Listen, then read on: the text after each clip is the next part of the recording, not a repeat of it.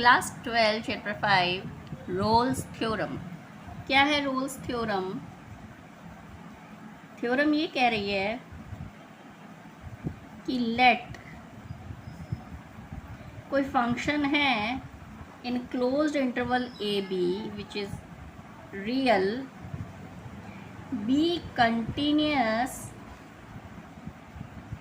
On closed interval a comma b and differentiable on open interval a comma b। कोई function है a comma b which is real, b continuous on a comma b closed interval and differentiable है open interval पर, such that fa is equal to fb where a and b belongs to real numbers. Then there exists some point C such that f dash c is equal to 0। तो theorem क्या है कि अगर कोई function है in close interval a comma b real है, b continuous in close interval, ये function continuous है इन द क्लोज्ड इंटरवल और डिफरेंशिएबल है in the open interval a comma b। Condition क्या है कि f a is equal to f b होना चाहिए where a and b are the real numbers. तो एक पॉइंट सी एग्जिस्ट करेगा सच दैट उसका डिफरेंशिएशन क्या होगा? 0। ग्राफ बना लेते हैं हम। ये पॉइंट ए है, ये पॉइंट हमारा क्या है? बी। और ये जो फंक्शन है कंटिन्यूअस है in the closed interval a comma b और डिफरेंशिएबल है in the open interval a comma b. तो कोई पॉइंट c होगा such that f dash c is 0। ये पॉइंट हमारा c है, ये हमारा एफ सी हुआ। f डैश c क्या होता है हमारा? इस पॉइंट पर जो टेंजेंट आती है उसका स्लोप, तो वो किस कंडीशन में 0 होगा? When this tangent is parallel to the x axis. And given क्या है? एफ ए और एफ बी मीन्स यहाँ पे जो वाई एक्सिस पे बन रहा है एफ ए और एफ बी, ये दोनों आपस में कैसे होने चाहिए? इक्वल।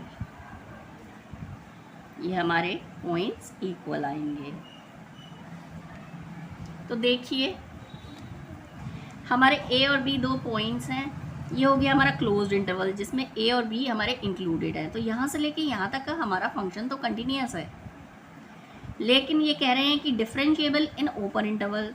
तो ओपन इंटरवल क्यों लिखा है? वेरी सिंपल, क्योंकि ये जो लास्ट पॉइंट है अगर हमारे ए और बी हम इनको देखें तो डिफरेंशिएबल का मतलब क्या होता है? That we can draw the tangent. और ए और बी पे अगर पॉइंट्स पे हम क्या टेंजेंट बना सकते हैं? नहीं। क्यों? पॉइंट पे क्यों टेंजेंट नहीं बना सकते? बिकॉज उसका कोई डायरेक्शन ही नहीं है। तो टेंजेंट तो हम सिर्फ कर्व पे ही बना सकते हैं ना। इसलिए ए और बी तो क्लोज्ड इंटरवल लिया है कंटिन्यूटी के लिए, और डिफरेंशिएबिलिटी के लिए क्या लिया है हमने? A open interval a and b, मतलब ए को छोड़ के इस पॉइंट से और बी को छोड़ के इस पॉइंट से।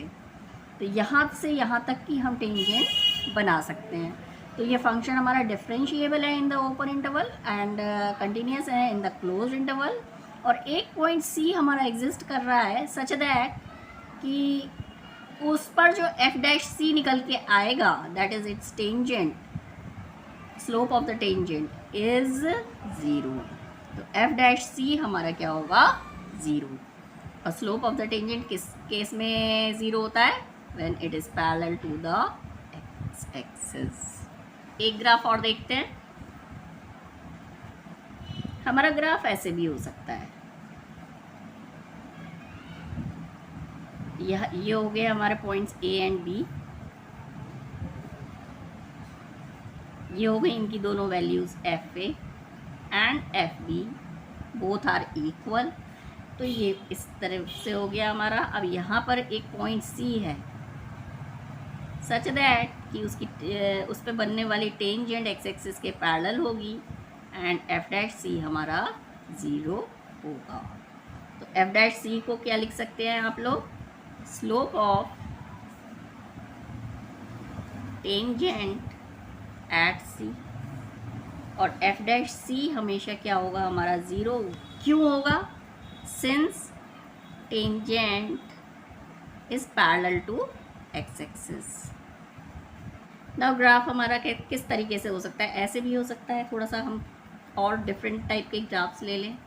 ऐसे बन गया हमारा, जिसमें ए और बी हमारे ये दो पॉइंट्स हैं सच दैट एफ ए और एफ बी हमारे इक्वल हैं।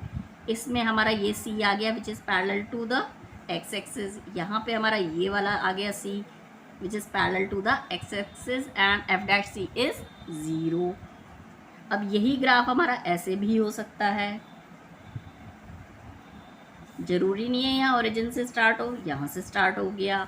और यही ग्राफ हमारा ऐसा भी हो सकता है, ये ज़रूरी नहीं है कि ऊपर से ही नीचे को जाए, ये नीचे से ऊपर को जा रहा है। और यही ग्राफ हमारा ऐसे भी हो सकता है,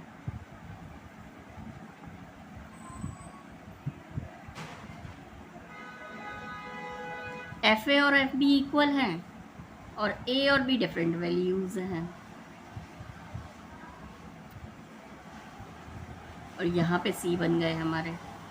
और एक पॉइंट नोट करने की है, there exist some point c, means c हमारे कितने, 2 भी हो सकते हैं, 1 भी हो सकता है। एग्जाम्पल नंबर 42 एनसीईआरटी का, इससे आप इजीली समझ सकते हैं कि रोल्स थ्योरम के क्वेश्चंस हम किस तरीके से करेंगे और कैसे आएंगे।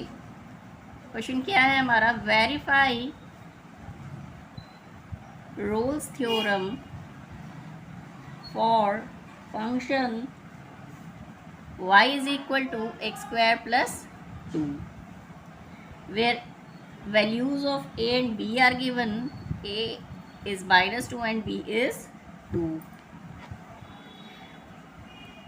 Now y is equal to x square plus 2 हमारा क्या है, पॉलिनोमियल फंक्शन। और पॉलिनोमियल फंक्शन का ग्राफ किस तरीके से बनेगा हमारा, क्योंकि यहाँ +2 है तो ये बन गया हमारा, जब x 0 होगा तो y हमारा 2 होगा, तो यहाँ पर आ गया हमारा, ये है हमारा y is equal to x square plus 2 का graph. Now polynomial function is always continuous. f(x) is a continuous function on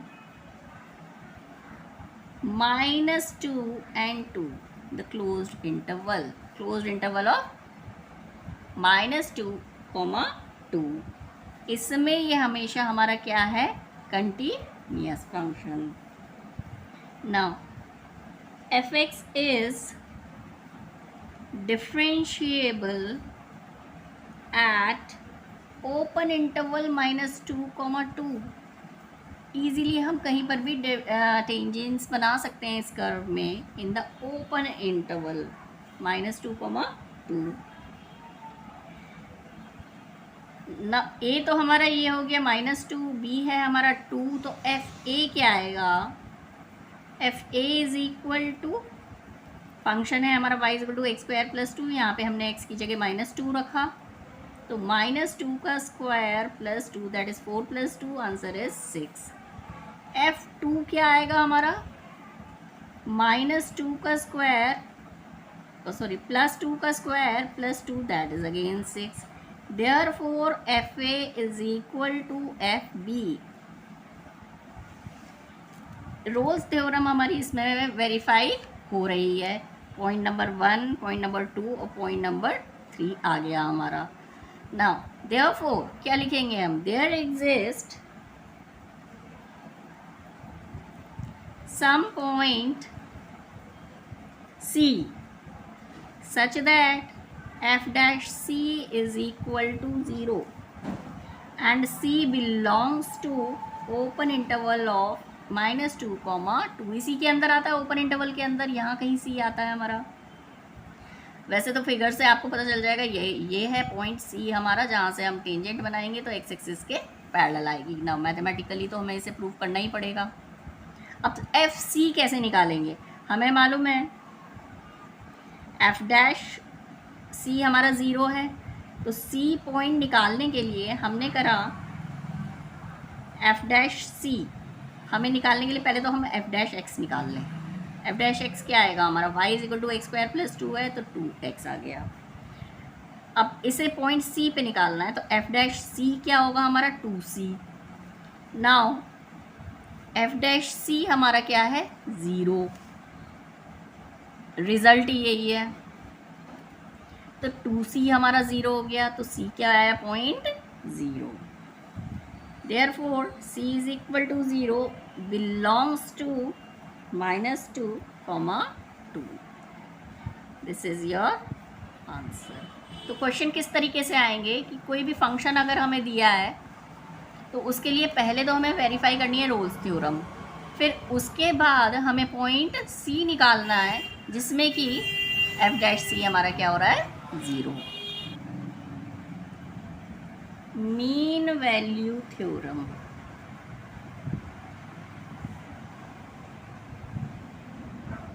अब मीन वैल्यू थ्योरम में क्या है, हियर हमने एक फंक्शन लिया, let function such that in the closed interval it is real and it is continuous in closed interval and f is differentiable in open interval a comma b and it is given that fa क्या change है Rolle's theorem and mean value theorem में कि fa and fb may not be equal, वहाँ तो equal थे और यहाँ equal नहीं है। then there exists some point c in the open interval a comma b such that f dash c is fb minus fa over b minus a। वैसे आपको यहाँ देख के पता चल रहा होगा ये फॉर्मूला किसका है, स्लोप ऑफ द टेंजेंट का। तो इस थ्योरम का क्या मीनिंग हुआ कि कोई हमारा फंक्शन है, रियल फंक्शन है which is continuous in closed interval and it is differentiable in open interval a comma b and f a and f b are not equal. वहाँ पे इक्वल हो रहे थे, यहाँ पे क्या है थोड़ा सा चेंज हो गया कि इक्वल नहीं है। तो कोई एक पॉइंट c है इस ओपन इंटरवल में जिसमें कि हम टेंजेंट बना सकते हैं और उस टेंजेंट का स्लोप क्या होगा हमारा, ये कर्व बनाया इन the interval closed interval a comma b, ये कर्व बन गया हमारा, ये आ गई हमारी एफ ए, ये आ गया हमारा एफ बी। ना ये जो फॉर्मूला हमने पढ़ा ये किसका फॉर्मूला है, वैसे तो अगर हम इन दोनों को ज्वाइन कर दें तो स्लोप ऑफ दिस लाइन, और एफ डैश सी क्या होता है हमारा टेंजेंट। इट मीन्स अब ये स्लोप जो है इस इन दोनों पॉइंट्स की लाइन ज्वाइनिंग का, ये जो स्लोप है ये टेंजेंट के इक्वल हो रहा है। इट मीन्स वो किस केस में पॉसिबल है, जब ये वाली जो लाइन है स्लोप की, जो ये लाइन सेगमेंट है हमारा, ये हमारा टेंजेंट के पैरेलल हो जाए, ये आ गया पैरेलल। इन दोनों के स्लोप्स क्या होंगे, सेम। एफ डैश सी क्या हो गया हमारा, slope of tangent at C and by definition क्या मिलेगा हमें, f dash C is equal to slope of secant। secant कौन सी है, यहाँ से लेके यहाँ तक, तो जो a comma F a and b comma fb slope of secant from this point to this point। therefore f dash c हमारा आ गया क्या, fb minus fa over b minus a. इसका फिगर हम इस तरीके से भी ड्रॉ कर सकते हैं। अगर कोई कर्व सपोज ऐसे है, कर्व हमेशा सिंपल ऐसे ही नहीं होगा, कर्व किसी भी टाइप से हो सकता है। हमने एक कर्व ऐसे ले लिया, अब ये हमारा ए है, ये हमारा बी है, इन दोनों को ज्वाइन करा हमने। जब हमने ज्वाइन करा तो इस सीकेंट का स्लोप क्या आया, ये, क्योंकि ये ए है हमारा, ये हमारा पॉइंट बी है, और ये हमारा एफ ए है, और ये हमारा क्या है, एफ बी। तो ऐसी कितनी टेंजेंट्स आ जाएंगी जो इस सीकेंट के पैरेलल होंगी, एक तो ये आ गई और एक ये आ गई। तो इन दो, इसमें कितने पॉइंट्स हो गए, सी एक नहीं है, सी दो हैं। तो कितने भी पॉइंट्स हो सकते हैं किसी कर्व में जिसमें कि ये line joining is parallel to the tangent. इसीलिए इसकी डेफिनेशन में there exist some c, means one c नहीं लिखा है, it is some c, such that slope of the tangent at C is equal to this whole। NCERT के एक example से हम इसे वेरीफाई करते हैं। एग्जाम्पल नंबर 42 है ये। Verify mean value theorem for fx equal to x square in the close interval 2, 4। ना fx क्या है हमारा, x का स्क्वायर। ना ये पॉलिनोमियल फंक्शन है, देयरफॉर हम लिख सकते हैं fx इज कंटिन्यूस। अब इंटरवल क्या दे रखा है, तो उस इंटरवल में भी कंटिन्यूस होगा, इन the closed interval. And fx is differentiable. अब क्योंकि ये सिंपल पॉलिनोमियल फंक्शन है हमारा, ये हो गया, देखिए simple y equal to x square है, तो हमारा किससे पॉइंट 0,0, तो इससे तो पास होना ही है। तो fx is differentiable on open interval 2, 4। यहाँ आ गया 4 हमारा समथिंग, यहाँ आ गया, यहाँ से लेके यहाँ तक हमें कंसिडर करना है इस फंक्शन को ना। एफ ए हमारा क्या है, एफ ए हमारा यहाँ क्या है, f2 which is equal to, अगर हम यहाँ फंक्शन में 2 रखें तो क्या आ जाएगी हमारी वैल्यू 4, और एफ बी क्या है हमारा f4, एफ बी की वैल्यू क्या आ गई हमारी 16। तो by mean value theorem therefore there exist some c in the interval open interval 2, 4 such that f dash c की वैल्यू क्या होगी हमारी, f b minus f a upon b minus a. ना एफ डैश सी क्या हो गया हमारा, f4 minus f2 over 4 minus 2। इसका आंसर क्या आया हमारा, f4 क्या है हमारा 16, f2 क्या है हमारा 4 अपॉन 2। तो 16 माइनस 4 क्या हो गया 12, and this upon 2, that is answer is 6। अब ये तो आ गया हमारा एफ डैश सी। अब हमें निकालना क्या है, पॉइंट सी। पॉइंट सी कैसे निकालेंगे, फंक्शन ले लिया हमने, एफ एक्स क्या था हमारा x square, sorry F dash x क्या हो गया हमारा 2x, देयरफॉर एफ डैश सी क्या हो गया हमारा 2c, एंड एफ डैश सी हमने निकाला क्या है 6, तो c क्या आ गया हमारा 3, and 3 belongs to open interval 2, 4। Hence mean value theorem is verified. C एक ऐसा पॉइंट आया है जो कि ओपन इंटरवल 2, 4 के को अंदर आएगा। Converse of Rolle's theorem, given that there is a real function in the closed interval a, b। Now converse क्या होगा लेते हैं, if there exists some real number c in the open interval। Rolle's theorem क्या थी, हम ये result आता था उसका कि there is a real number c which is in the open interval a, b when f dash c is 0। तो यहाँ पे अब इसका कन्वर्स क्या हो गया कि if there exist some real number c in open interval such that f dash c is 0, then function will satisfy all conditions of Rolle theorem. क्या क्या कंडीशंस थी हमारी कि फंक्शन हमारा कंटिन्यूस है in the closed interval, it is differentiable in open interval, then there exists sum and fa is equal to fb, then there exists c। But इसके converse में ज़रूरी नहीं है कि ये सारी कंडीशन आ जाए।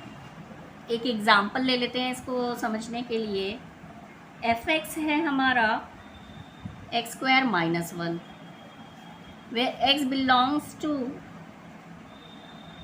Close interval a comma b।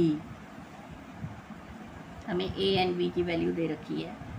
अब ये क्योंकि एक पॉलिनोमियल फंक्शन है तो function is continuous in close interval, it is differentiable in open interval. Here f1 is not equal to f2, you will find out f1 क्या आएगा 0 और f2 क्या आएगा हमारा 4 माइनस 1 दैट इज 3। तो f1 और f2 तो इक्वल आ ही नहीं रहे हैं। Therefore Rolle's theorem is, now इसका converse f dash x equal to क्या है 2x आ गया हमारा। नाउ एफ डैश एक्स क्या होना चाहिए इसमें रोल्स थ्योरम के कन्वर्स में 0, वो एक्स हमारा 0 आया तो x इज इक्वल टू 0 हो गया, which is not in the open interval 1,2। ना अब इसका कन्वर्स देखते हैं। हमारा एफ डैश एक्स क्या है 2x, तो एफ डैश एक्स क्या होना चाहिए कन्वर्स में, क्या होना चाहिए 0। पहले ही ले लेते हैं हम। कन्वर्स में हमने क्या लिया है एफ डैश एक्स जो है हमने पहले 0 ले लिया है। एफ डैश एक्स क्या है हमारा 2x, तो एफ डैश एक्स क्या होगा हमारा 0, एफ डैश सी हम 0 लेंगे तो हमारा सी पॉइंट आ गया। तो 2x इक्वल टू 0 तो x इक्वल टू 0, ये आ गया हमारा पॉइंट सी। अब हमने देखा 0 हमारा बिलोंग नहीं करता है इन द क्लोज इंटरवल 1,2 में। Therefore there is no c in open interval such that f dash c is 0. So according to converse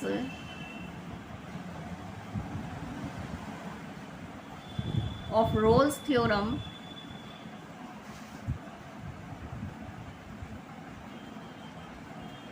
function could not satisfy all conditions of Rolle's theorem. Converse of Rolle's theorem does not hold good.